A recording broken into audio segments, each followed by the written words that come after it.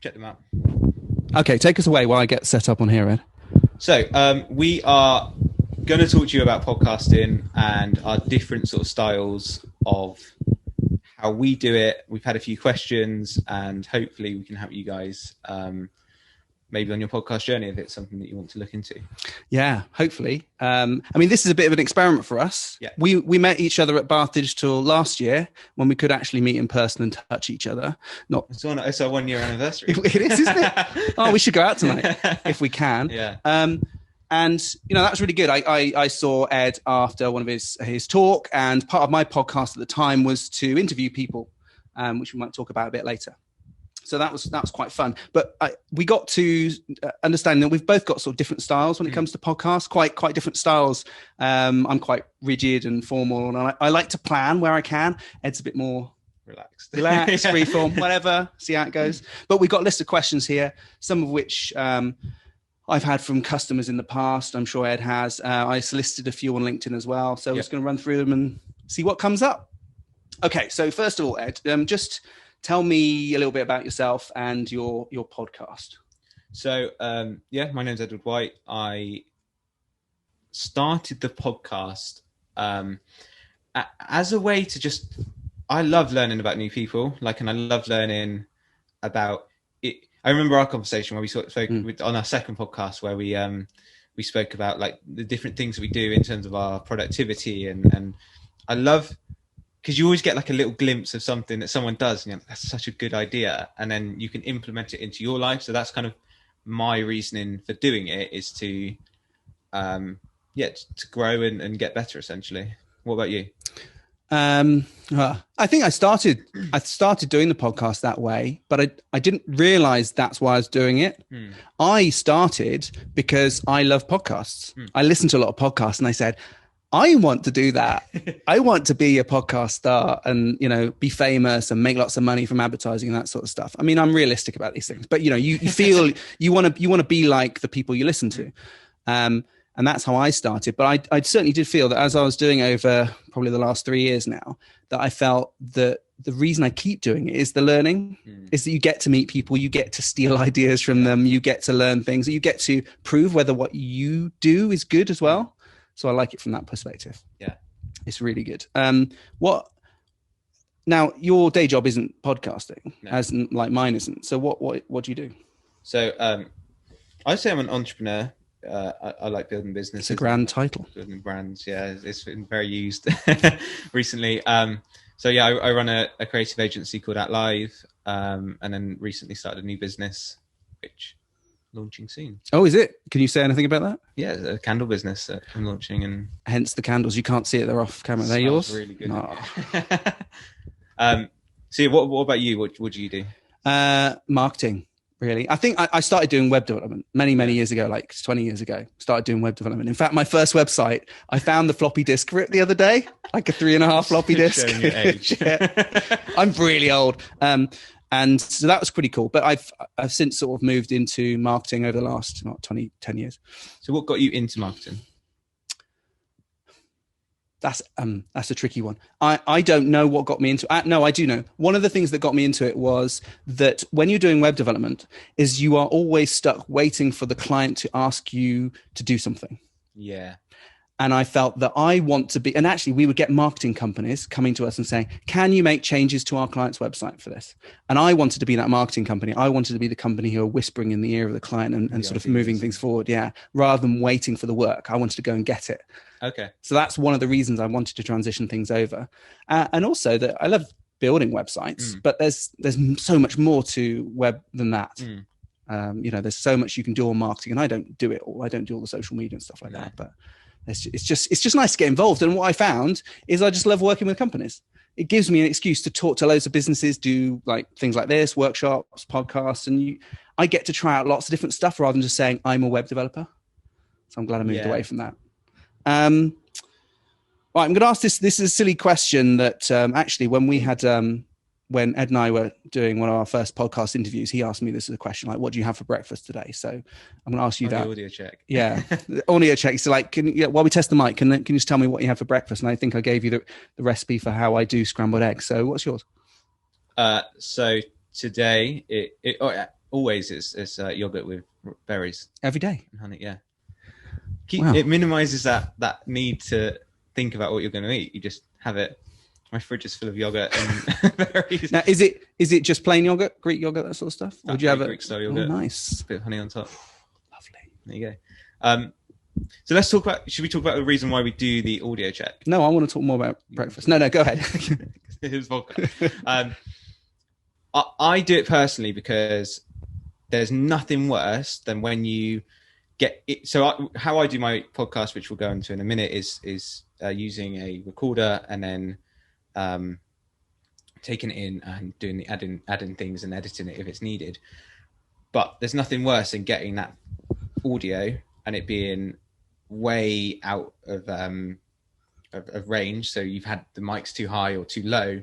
To then crank it up, you lose a lot of that quality. So like you do the audio test and one simple question. Most people, actually, that trend is starting to change in terms of who eats breakfast. Not a lot of people actually eat breakfast anymore. They're like, I didn't have anything. You're like, just say something. So yeah. Do you do that sort of thing? Yeah, I worry about it. I mean, your Zoom recorder is quite good because it's got the, I think, VU meters on there. So you can see them popping up and down. You can see that there is audio. We can look over and I can see it's moving up and down. So I know that it's coming through. I tend to do a lot of stuff with just really simple kit, like my iPhone and a little mic, which we'll show you that in a minute maybe. But it doesn't tell you. And I'm really worried. I don't know if I did it with you, but I had to rush around to have a look at the camera to make sure it's still recording. I'm very much, I like a nice red light to say I'm recording, just blinking away. There's something reassuring about that happening. So yeah, I would love to do it and I do test it, but once I'm recording, I can't tell and I'm worried. Yeah. I'm constantly thinking, well, we're going to record an hour of this and it's none of it's recording. It's going to be gold dust. And nothing. Exactly. But I think it's really important. Whatever you do, you've got to test. Like before we came on today, we wanted to try out a new technique for the webcam. So rather than using the MacBook Pro, which is what we're using at the moment, we wanted to try out using the iPhone because hopefully it'd be better. We did, and it didn't work. But if we just relied on that and said, yeah, it'd be fine, then it would look, well, certainly worse than it is now. Yeah. And so you have to test things out. You have to spend that time. And so you can either do that with just working with that kit all the time or just making sure you test it at least half an hour in advance. Yeah. Should we talk about why we got into like not how we got into podcasting, but how we sort of know what to talk about?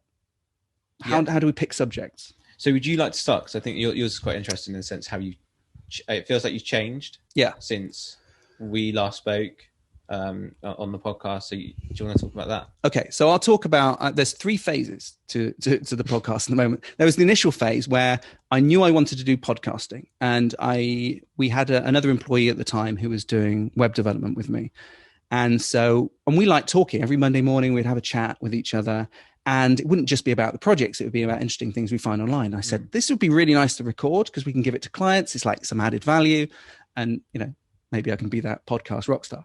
And so we just started doing it. I said, let's just record it. We'll think about the name later. And I think the name just stuck. We called it Something Inventive because our company is rather inventive. So we thought, we'll just call it that. And the name just stuck. In fact, the logo I had for it was the original logo, and that just stayed with it all the way through. Okay. Yeah. It wasn't amazing. It's just like, why change it? It's just a brand. It's an identity people recognize. And so we just started having a chat. It was just Al and I having a chat. Over time, I mean, we ran that for about 2 years, I think, doing it that way. It was really good, but we were doing it once a month. And one of the problems I found with doing it is the editing side of it. It just got, thinking of topics, because we'd have to come up with ideas, and that felt hard because we're busy doing work and then go, oh, wow, we've got a podcast to record because it's got to go out on the next newsletter. Yeah. And so we'd be scrabbling around for some topics. And in the end, the way we did it is I just thought about what questions clients ask me, what problems come across clients on a during the month, and then just bring those up and talk about those. Maybe if there's a blog article we saw, we could dive into that and talk about it. Yeah. And once we started doing it, it became easier. We weren't overly focused on why and what we need to say.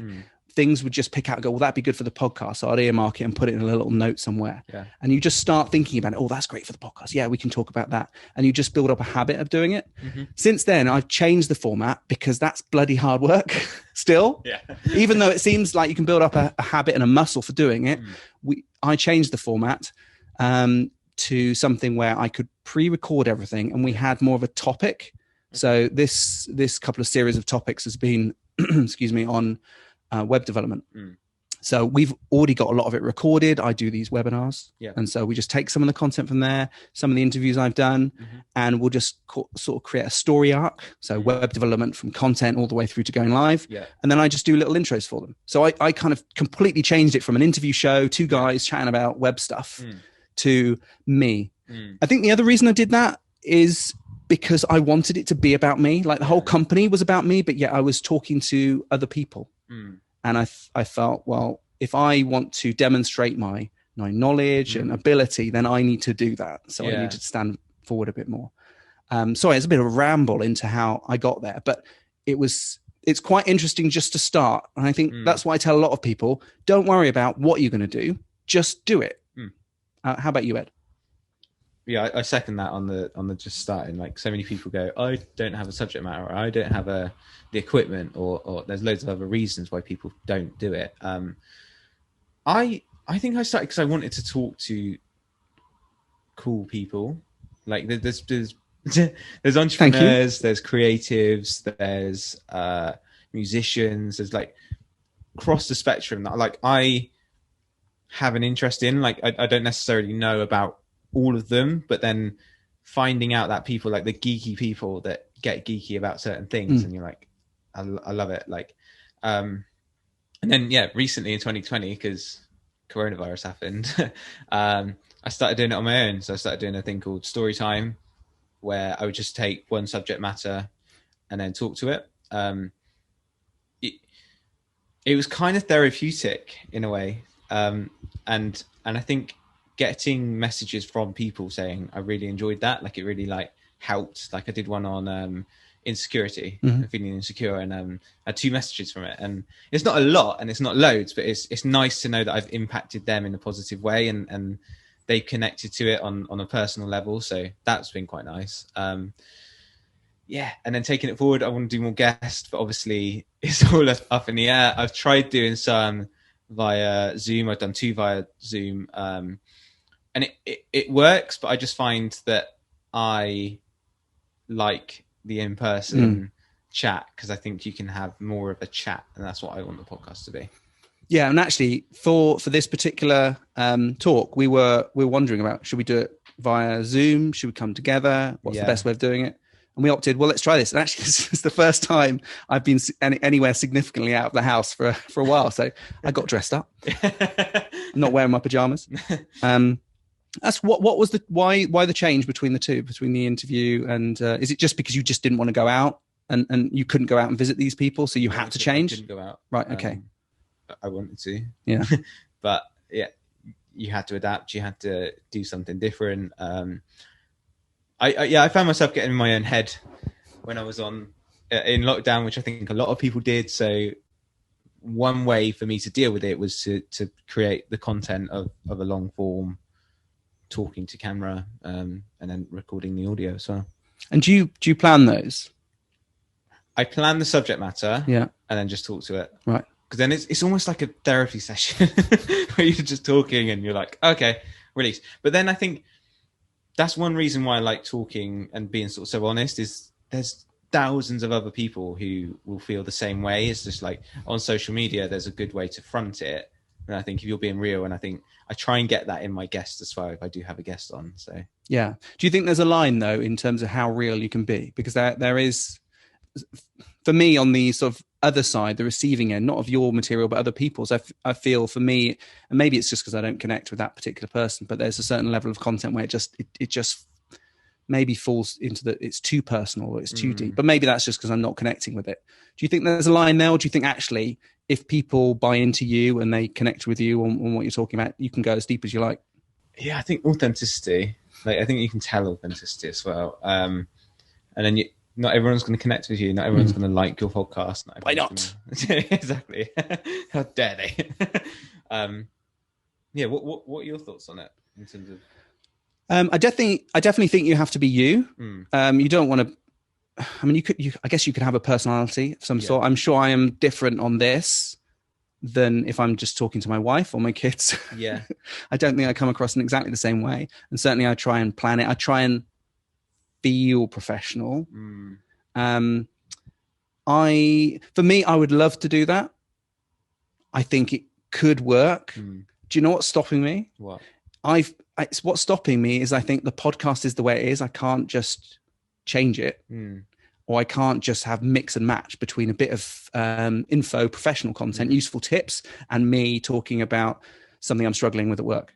Yeah. And I would be happy to do that. In fact, I was doing a video diary just for myself, just to sort of record it over the years. And I thought, actually, this could be quite interesting to put out, because I know, like you, there are certainly the people I speak to, they're coming across a lot of the same problems.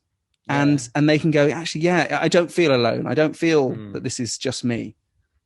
And that can bring you closer. But it definitely has to be you. That's people say authenticity, but it's just being you. Yeah. Nothing more than that. Just no BSing, just being you. I do think, and I know I've seen people who they have a different tier in terms of how they act around different people. So it's almost like this media voice that they switch on when they're different in front of it. And I think I used to be like that, but then I just stopped it. And I think, what does that come with? Confidence, age, practice, habit? Where do you think that comes from? Being able to relax, be yourself. I think confidence, and just knowing that it's all going to be okay. Like, there's not a lot that can go wrong. I know what you mean. Question, go for it. I forgot. I haven't got the questions on my phone, but do you want me to have a look at the iPad? You can have a look. Yeah. Thank you. See, he's not organised like me. Professional. There you go. Two different styles. Okay,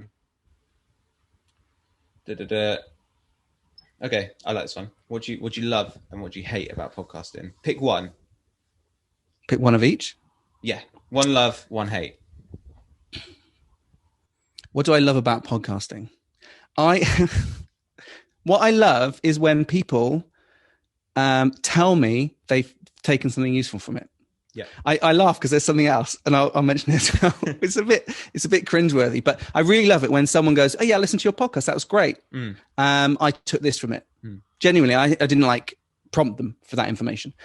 The other thing I quite like is I listen to my podcast back. So when I go and walk the dog, when they've been published, I'll listen to them back as a sort of sanity check to make sure, if there's something really wrong with it, I can correct at that point. And I like it when they make me smile. Because if me saying something actually makes me go, that's really actually quite useful. I'm not thinking I'm great. I'm thinking, I hope other people will feel that too. If I'm smiling when I'm listening to it, that's the way I mean it anyway.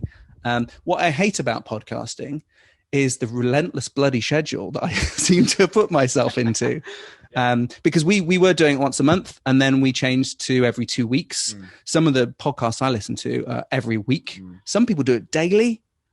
I can't imagine that. But every 2 weeks is a good pace for me to keep up with content and keep it managed and just make sure there's some editorial control going on rather than just releasing stuff. That's me. What about you? I'd be interested to find out how the audience views listening in terms of do they listen on a daily basis? Do you listen on a daily basis, or do you like it on a weekly basis? I have certain podcasts that I listen to for doing certain things. So in terms of love, I do like listening back to them and hearing the things that I've said, and I'm like, or the guests have said, and it just makes you smile, it makes you happy, and you're like, oh, okay, I wish someone else could hear this, which is hard. Hate. I'd say I hate the hate that happens to podcast. All right. So what do you mean? Well, everyone's like, oh, you can't start a podcast. There's so many podcasts out there. It's so saturated. There's no point. And it's like, well, who are you to tell me what to do? And I think anyone thinking of starting their own podcast, it feels like there's a lot of people out there already doing it. It feels the same for the candle brand. It feels like there's a lot of candle brands, and coming into it, you're a bit like, but just do your thing. As long as you're authentic, I feel like it will be okay. Yeah. So, yeah. Do you know, that's one of the reasons I spoke to someone about that sort of thing, you know, and having a successful podcast, because I wanted to grow the numbers.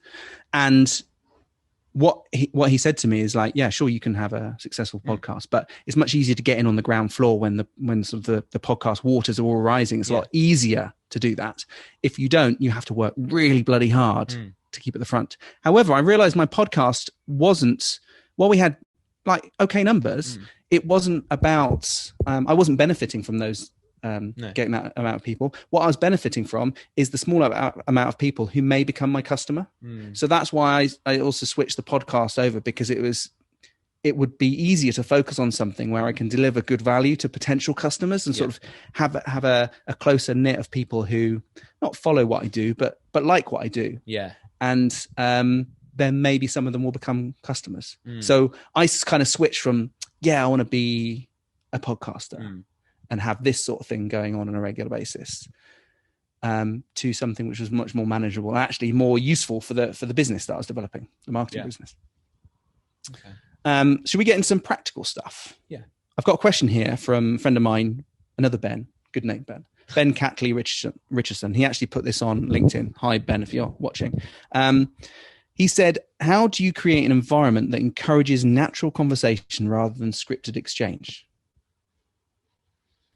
I think this sort of setting helps. Yeah. If you like, I've done so many podcasts from my home, and it felt weird at first because it's like home and business, like shouldn't mix. But then it's a personal podcast. But I think a home setting helps. Like you make them coffee, get all chill. Where's my coffee? Oh, I'm very sorry. It's after 2:00. I don't drink coffee after 2. So yeah, it's. I think that helps. Like.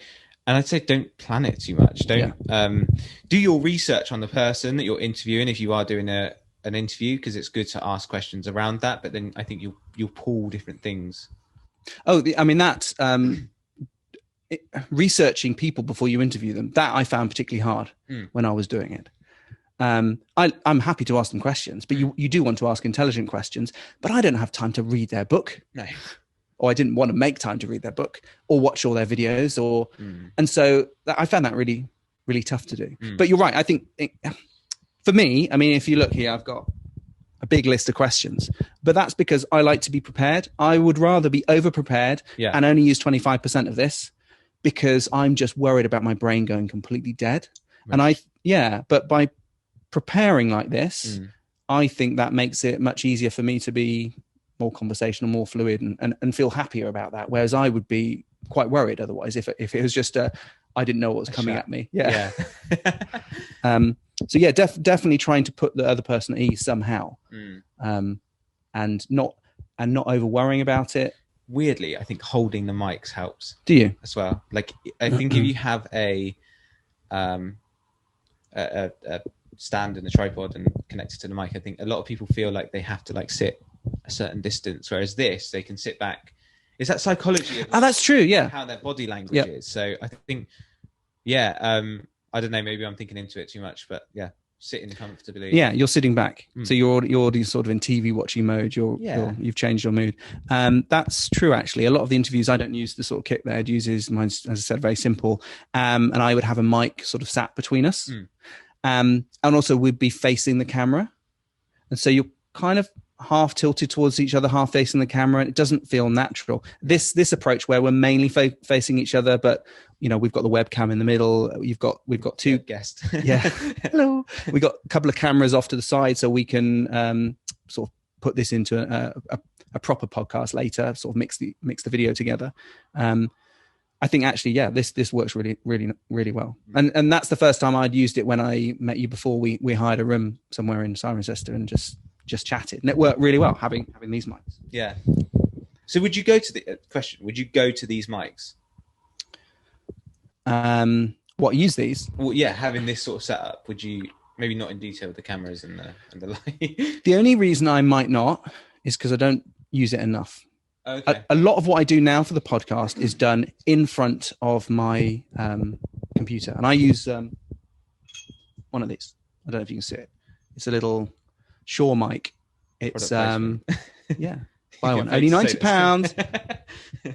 But what I liked about it is I could plug it into my Mac and it makes a huge difference. It cuts out the noise. It's not as good as one of these. So it's not a nice XLR balanced mic, but it's near enough for the quality I was looking at. And I could plug it into the iPhone as well. So I could take it with me. And so I've got minimal equipment to take with me. You've got lots of great stuff here, but you do a lot of video work as well, and for other people and for your branding. So it made sense that you have slightly better kit. Yeah. I'd love it, but I couldn't justify it. I think that is such. So I use the Zoom H6 recorder, which is being recorded. So these are plugged into there. You can use it as a standalone mic as well. I use it to record like Foley and stuff as well. So like if I want some water or some birds or different sound, I can use that to add to the video. So I think that's my reason for getting it. And then I got the mics and the wires on top. And yeah, plus I don't know. I like holding the mic. I think it's cool. Sometimes it's nice to have kit as well. I mean, you will get a better result from it. The only problem with having more professional level kit is it's often harder to use. So you need to be able to spend a bit more time with it, really getting used to it. What I've got, I like because I can keep it in a small bag, take it with me pretty much anywhere, plug and go. So it makes it simple. Like what you did last year at the Bartage Festival, isn't it? You had the little setup, going around, getting loads of interviews, mashing it all together. So I think, for you, that works in the sense that like, I'd have to be like, wait, 1 minute. Yeah, let's just sit down, settle up. Get a coffee.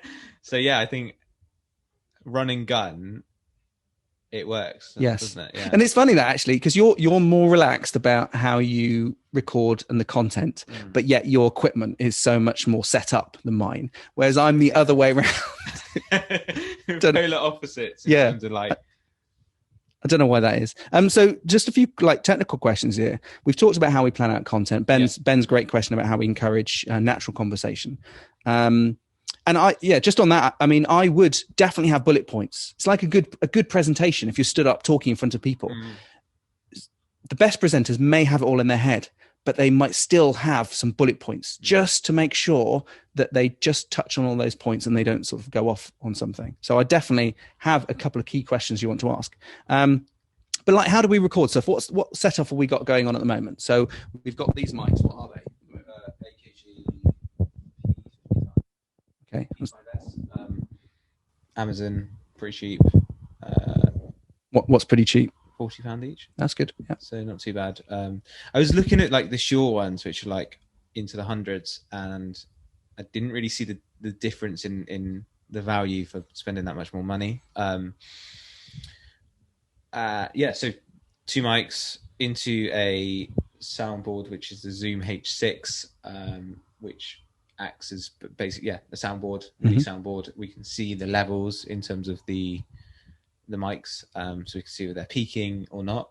And then this is now going into the audio, so we're using the audio as well. First time I've done this.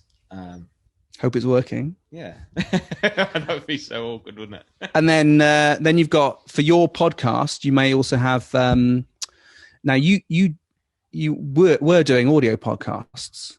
With your new ones, is that video as well? With the story time, yeah. Yeah. But that's just you. So what you're doing here at the moment for us is we're recording a 2-camera setup. So you've got one camera over there focused on me, another one over there on Ed, and you'll mix those in post and put them together and make them look nice.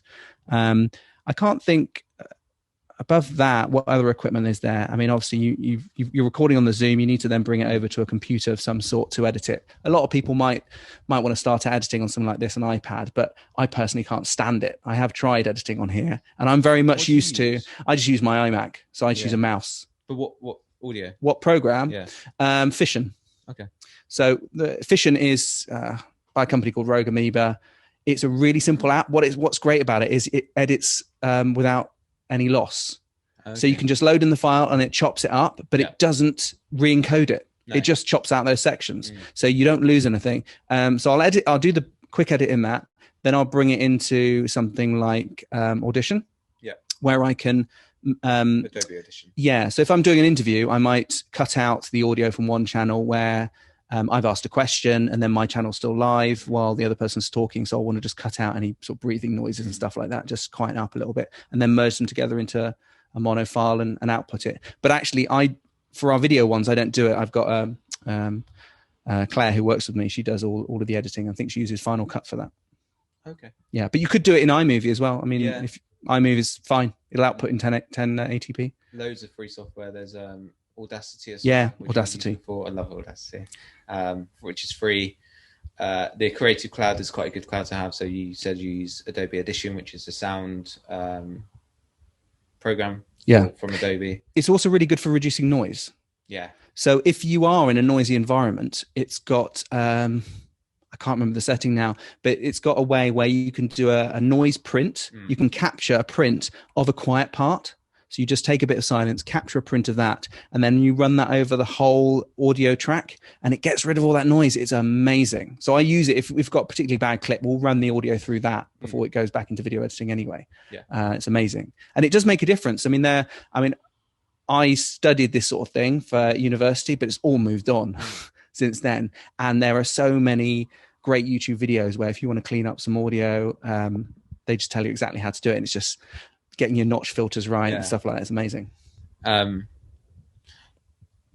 would say like test different things. Like if you're trying to do your own podcast, you want to start your own podcast, then try different things. Like I'd say don't go and spend loads of money initially. Try your phone. You can there's a mic, I don't know the name of it, but you can actually plug it directly into your phone. I think it might be your one, or there's another one as well. Is it the Yeti? The Yeti, I know that you can. That's a ball, isn't it? A bit like this. Yeah. That can go. I know that can go in via USB to a computer. I'm not sure about the iPhone. That's the only one I could find that would do that. That didn't plug straight into the Lightning port, which I didn't want. I wanted something that still was loose on the cable. Yeah. So actually, Becky, our lovely BDF host from Bath Digital, she asked, "Do we have any special equipment?" And I think you don't need any special equipment. I know that there is an app called Anchor. Is it Anchor? I've not used it, but it allows you to record a whole podcast. I believe it does editing now on there, and they'll publish all on that same system. I think it's Anchor. So I use Anchor for the publishing side of it. I got some stick from people about doing that. Oh, right. It's not the authentic way. It's such a super easy way. Like I'm one for doing things easily, and if there's something that will help me to remove friction from my life, I will do it. You can get it onto Apple Podcasts, Spotify, Google Podcasts, Stitcher, all the podcasting platforms that people listen to podcasts. Just upload this one file. It's already done. So that's what I was doing with the video actually. When I was doing the story time, is I was recording straight to a lapel mic, which is a good quality mic, chopping up the audio in Premiere, which is the same as Audition, and then uploading just the video. So you can upload video. So if you record a video, you had, I don't know, like a one opportunity to meet someone super cool, and you're like, right, let's get this on a podcast. You could then record that audio from the video and upload it straight to Anchor, which is pretty cool. I've done one where I've recorded a podcast on Anchor. So you download the app. Yeah, using their basically app. Like going on a phone call. The audio quality is not that good because obviously you've got, I don't know, we had 3 people trying to talk. From one was in America, one was in the UK, and one was in Scotland. So yeah, it was a bit... so it'll actually manage all the recording like a Zoom call or Skype call together. Puts it all together. You can add your own audio at the beginning. It's pretty cool. It's good. It's good for like people who want to start. Like, do you know what I mean? Like you could use your phone, headphone audio, and yeah, because you want to get people over the hurdle of worrying about what to talk about and just start, just get something out there.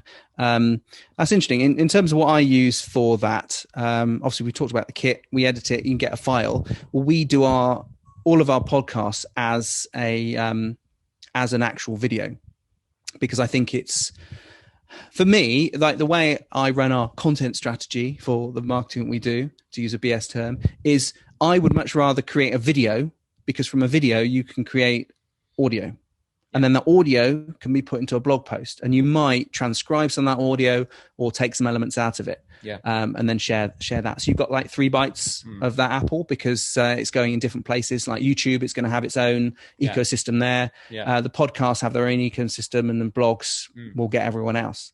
So what we tend to do is, it goes onto YouTube, it goes into SoundCloud, and then we host both. We embed both onto the blog post.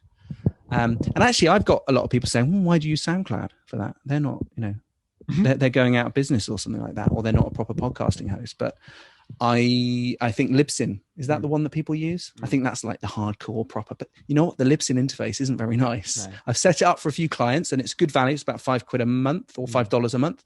So it's totally fine, and we'll cater for a big use podcast. But it's just so awkward. SoundCloud was quite nice. You just add a new track, type in the details, and it gives you an RSS feed, which you give to iTunes. Done and done. I mean, why fuss around with that? I may have even started with Anchor had I done it, a couple of years later, because I don't think they were out at the time. They're owned by Spotify now. Yeah. Which is, I find really interesting. Yeah. Spotify have been trying to grow in the podcast market a little bit. How do you feel about that? Beast. They're going to dominate. So they've bought the rights to Joe Rogan, which is a monster podcast. He doesn't sound like a very nice person, though, by the sound of it. Is he? I've actually only watched one of his thingies, and that was with Tesla. Right. I can't remember his name. Elon Musk. Yeah. Tesla guy. So I'm not into him, but like people are into him, and people do watch him, and there's consumers who are there.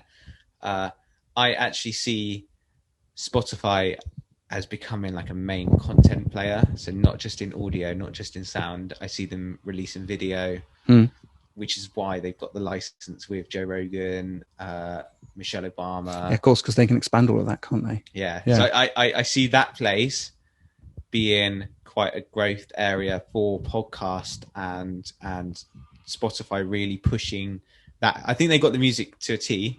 In terms of, they were first at it. I mean, there's one of I loved it when I first signed up to Spotify, and then they've sort of seeded that ground to other services, Amazon, Apple, and so on, which is natural. And now they're trying to take. But Spotify didn't ever used to be very good, did it? It always used to have covers of like popular songs. I remember my uncle had it early on, and trying to find a song that I wanted to listen to. It's like, cover by yeah, it started not having all the music, but then it sort of did better. But I mean, I don't know the full history of podcasting, but effectively it just started off as a very decentralized system, which meant that if you wanted to host a podcast, you just needed to record the audio, put it up on a website, and then generate a file. I don't know if people have heard of RSS feeds, but basically a file which lists all of the podcasts you got available in a set format. And that was it. You put that into a podcast player, I think. You put it into a podcast player, and then you can just listen to them as they come out. Nice and simple. I mean, it means that no one is controlling that. And that's still pretty much the case. Apple, when they have had iTunes, they sort of incorporated that technology and that listing into iTunes, and so they actually became the dominant source of that. You've got technical issues, Ed. No, I've got 20 minutes time. The problem with those cameras, so they became quite dominant in hosting the directory for all of the podcasts. If you want to find a podcast, you didn't need to hunt around or find a friend. You just go to the Apple directory and have it there. That's been changing a little bit, and I think Google have been eking away a little bit of that. Spotify's come in, and they've certainly started their own directory many years ago, and they're starting to buy up content and make it exclusive to their platform. That's what I don't like. Why don't you like it? Because Netflix do that. Netflix. I think it's because it's Netflix. Apple TV to some degree, and Netflix were like, "This is what we're doing." Yeah. It was a very new market, wasn't it? Like Netflix were like, "We're going to give you what Blockbuster are doing." But online, well, they originally started as a postal service, didn't they? Yeah. And then they went on to online. I just think podcast has been around for so long that to ask people, like, there's a podcast called How I Built This by a guy called Guy Raz. Talks about to different entrepreneurs. He was on the Tim Ferriss show, who I listened to on Spotify. I like what Tim Ferriss says. I don't like the way he says it. Sorry, Tim. Just his voice. I can't stand it. Really? Sorry. Yeah. Okay. Yeah, I was trying to find this podcast on Spotify. Yeah. I couldn't find it for the love of God. And then it was on Google Podcast. Right. So I don't know why, but yeah. And that's the problem with it being decentralized. The nice thing about something like YouTube, which effectively does the same thing, if you want a video, you make a video and you upload it to YouTube, because that's pretty much it isn't the only place, but that's what people think of. But everyone now knows where to go. You just go to YouTube, and that's where you're going to find the videos. Maybe there are others. Vimeo. There's another one. There's a lot of commercial ones, but Vimeo is probably the only other one which is a classier version of YouTube. But that has a benefit being centralized in one place. Everyone knows where to go. Whereas podcasts, they are this strange thing where you kind of need to know a few special incantations generally. Spotify will help that. Yeah. But I don't like that. I like the fact that podcasts are like our own thing. They're whatever you want it to be. Yeah. I don't know if that will change. Hopefully it won't.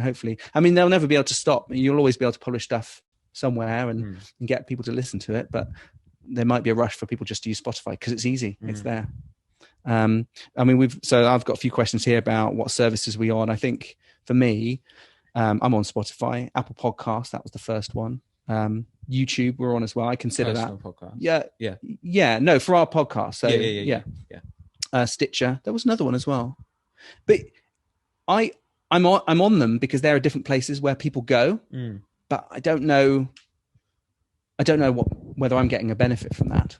Yeah, no. I mean, I feel I'm kind of diluting the podcast a little bit. I'm not sure about that.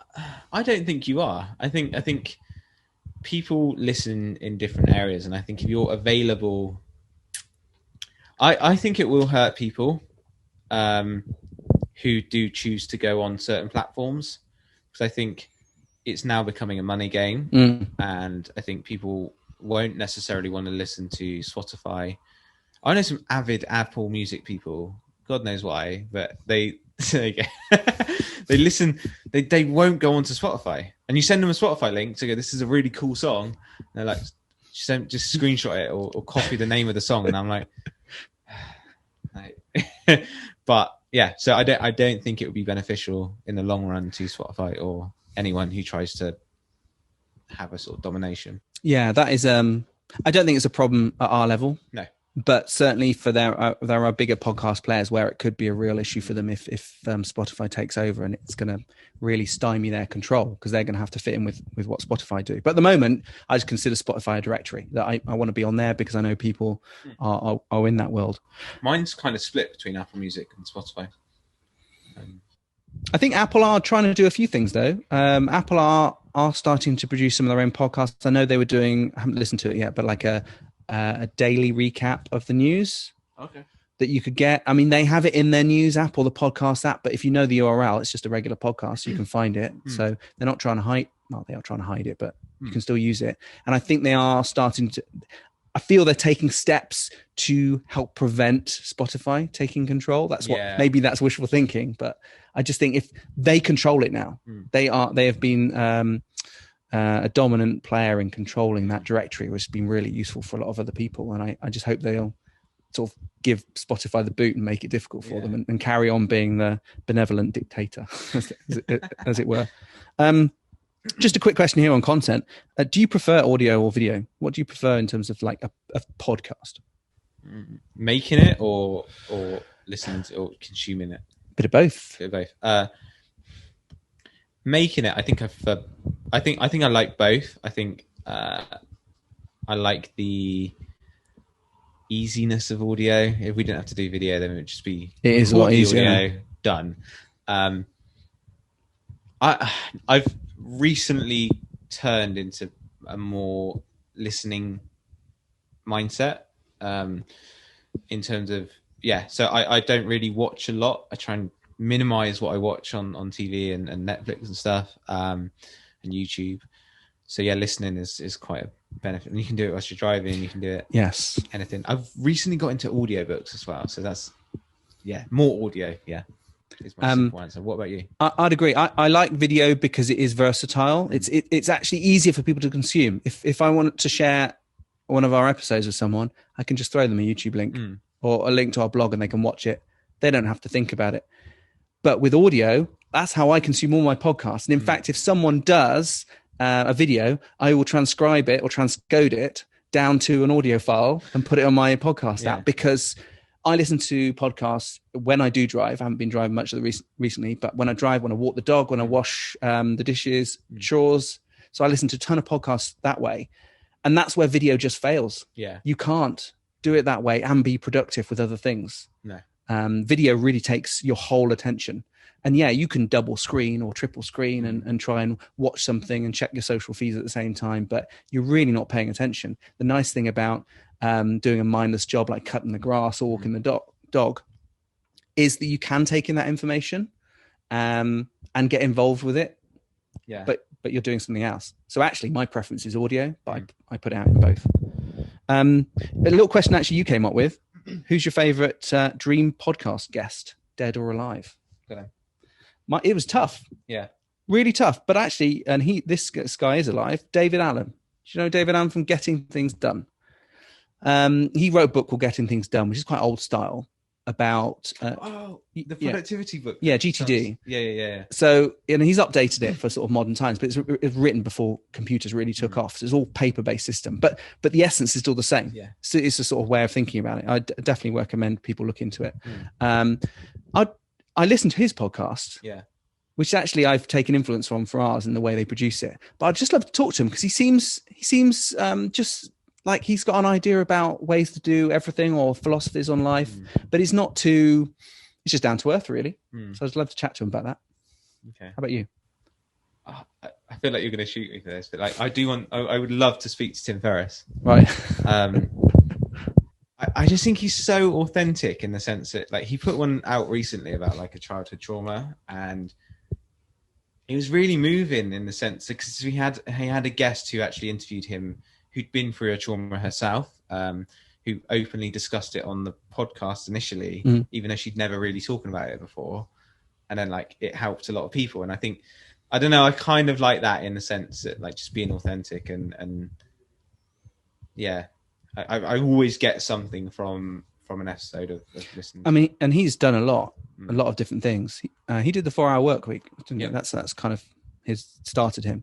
I think I would be interested, but something about his voice. I don't know what it is. Is it American? Great. Actually, yeah. I was looking for some meditation, either podcasts or audiobooks the other day, and it just made me think how important voice is. Yeah. That someone's voice doesn't grate on you, particularly with meditation or relaxing, where you want their voice to sort of be in harmony with what, and there's so many people I just no. So what did you settle on? I haven't settled on anything yet. No. There was one I was waking up at. Sorry, what's that? Sam Harris waking up. Sam Harris. I would note it down. Tell me about that later. That'd be good. Yeah. I have tried Calm, a few apps like that, and they're actually really good, but I don't want to pay money for them. Yeah, his is a really good app. Okay. Like really, good voice and soothing and yeah. Yeah, we were just talking before I came. I've got very busy, a lot of work on, which is quite contrary to what's going on at the moment, but it's really good. I'm pleased. I'm so happy, but I'm so busy, and it means it keeps me up at night a little bit. So I just need to just chill. We got 12 minutes left, so I want to get on some. We've got a couple of questions here. Is there any questions coming in live? No. In fact, if you do have a question, you can pop them in. I should be able to see them on my other setup here. So do send them in. But I've got a couple here while we're waiting. This is from Jonathan Pollinger.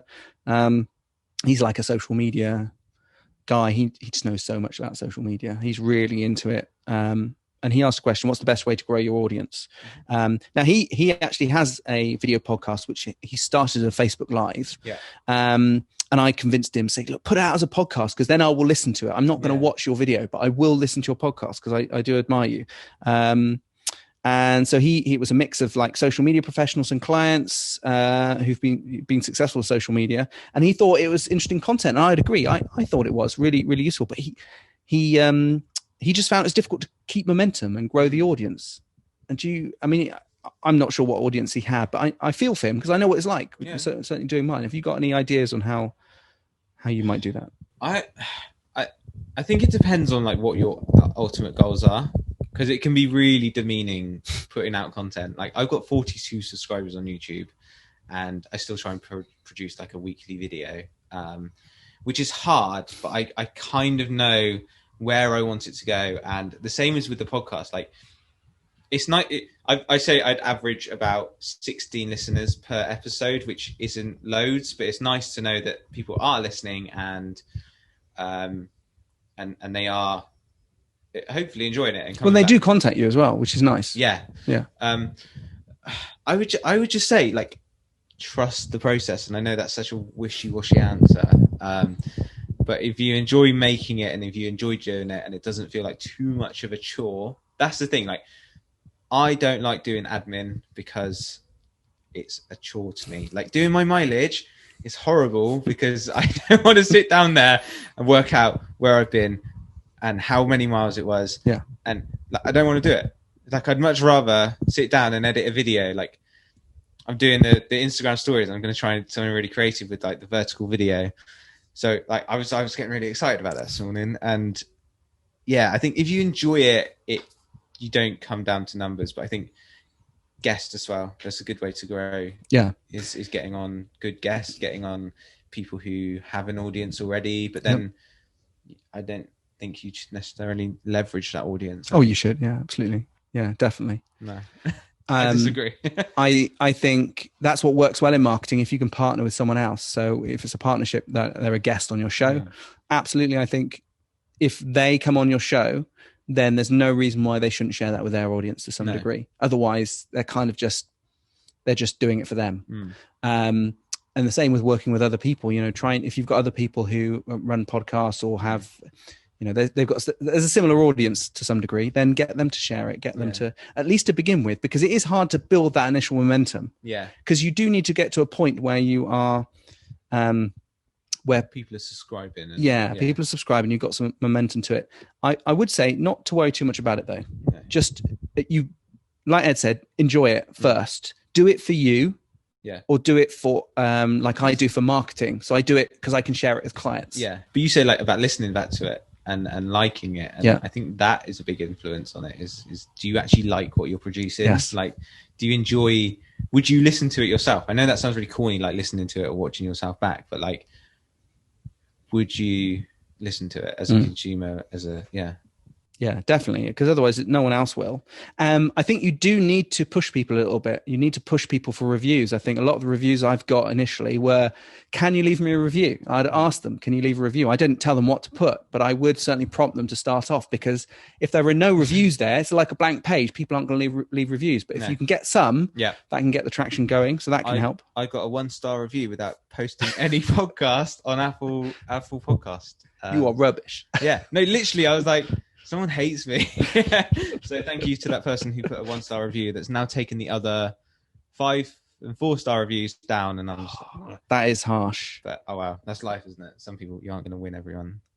But I mean, I would say when you put out podcasts, don't treat them as in isolation. So make sure you are telling people about it in different ways. You're sharing it on social media. Maybe you've got an email newsletter as part of your company. Make sure it's on there. Try and just tell as many people about it as possible. Try and find out which avenues work the best and then focus more time on those. Despite being in marketing, I find social media hard work. Yeah. Because I like to focus on work. I don't like to be on social media all the time. And often it can work well if you are. So it might be worth getting someone else to help you with that and someone to sort of go on social media and sort of push things for you. Producing like micro content helps as well. Especially if you've got a guest, like, produce a little bit of content. It will take time because you've got to edit the video, you've got to caption it and stuff. But then I've had loads of listeners come from the back of that, because people not necessarily want to commit to like a full episode, because like an hour episode is quite an ask. So if you show them a minute 40-second video and they're like, oh, I quite like that, like I'd like to know more, that's quite an interesting way to do it. Yeah, no, exactly. Got another question here from Nicholas Vanderwall. He a friend of mine, he runs a graphic design plugin company. He said, how do you cut through the noise? How do you stand out? I think that's going to depend on your audience really and what you're doing. I know they've been running webinars and they had a very avid audience. So they would do webinars showing their tools off and how you do certain things. So they were just providing, it's not quite a podcast, but it's in that vein, the way they were doing it. They were doing it on a regular basis. And I think if you've got to be remarkable, as Seth Godin says. You've got to find something that sticks out and is so good that people go, I must tell other people about that. And that is hard, really, really hard to do that. But if you can keep striving for that, and you won't start like that, but you keep striving to make it better, different, something that stands out. I mean, you think all those crap TV adverts like Go Compare, they stand out, but they're rubbish. I'm not saying you should go to that level. There are ways of finding good content that does stand out, but you need to, because if people have tons of podcasts in their queue, or they're just starting out, they will start with the big hits first, and people only have so much time in the day, so you've got to cut through that with something super good. It's just a time game really as well, and being consistent, showing up, being consistent, doing it, which is hard. Like, if you're going to commit to a podcast, it's so hard. I tried doing one a week. In about 2 months, I was like, no, I can't do it. So then it goes down to 2 a week. Not 2 a week. One every 2 weeks, and then Any more questions? I think Jack Cook, someone I met at Bath Digital as well. Podcast. He's a lovely guy. In fact, I was trying to meet up with him because he had a green screen and I wanted to play around with it. But then lockdown hit. It was really annoying. But he was saying, how do you market your podcast and drive traffic to it? I mean, I would say there's lots of conventional ways, but just have that regularity, have that consistency, and then tell people about it in all the ways that matter to that audience, and keep doing it. Don't worry about it. Just keep doing it. Keep improving it. Find out what works. Get feedback from people if you can. Try and talk to people and see what works. Money. Can you make money from a podcast? What are your thoughts on that? I don't really want to. I think the money comes in the long term in terms of the brand that you build up for yourself, and if you do want to monetize down the line, I'd say monetize something else.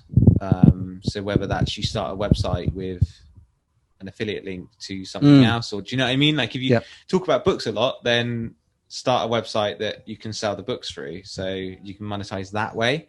I think that's more of an effective way. Whereas I think if you go straight in for the ask of, I'm going to monetize this podcast and sell adverts, it's like, feels to me you're almost selling out. That's what it feels like. But I think, I don't know, Tim Ferriss said this, he wanted to have a certain amount of listeners before he got money for the podcast.